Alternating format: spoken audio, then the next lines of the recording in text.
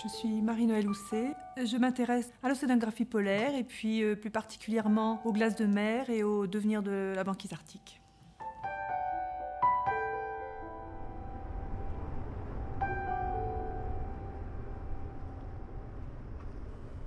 Bon, alors, est-ce qu'on peut relier tout ça aux activités humaines? C'est la question que tout le monde a en tête. Et donc, c'est pas très facile de répondre au niveau de l'Arctique parce que l'Arctique est une région de la planète où il y a une grande variabilité du climat et notamment de la température de l'air. Et ça sur des échelles de temps qui sont très longues, c'est-à-dire qu'on a des variations sur plusieurs décennies et des alternances de périodes de réchauffement et de refroidissement qu'on a vues tout au long du siècle passé et qui donc n'ont pas l'air nécessairement de répondre exactement à la tendance au réchauffement global que l'on voit dans les autres régions du globe.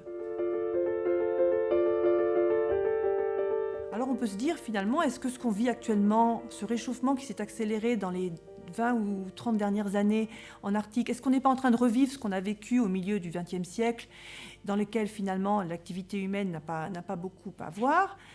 Cette question, elle est réelle. La grande différence entre ces deux réchauffements, c'est que celui du milieu du XXe siècle est un réchauffement régional à l'Arctique qu'on n'a pas enregistré par ailleurs sur la planète, alors que le réchauffement actuel, il est parfaitement corrélé avec le réchauffement global du reste de la planète. Donc là, on a quand même un signe assez, je dirais, clair que le réchauffement que l'on vit actuellement en Arctique est bel et bien un signal des activités humaines.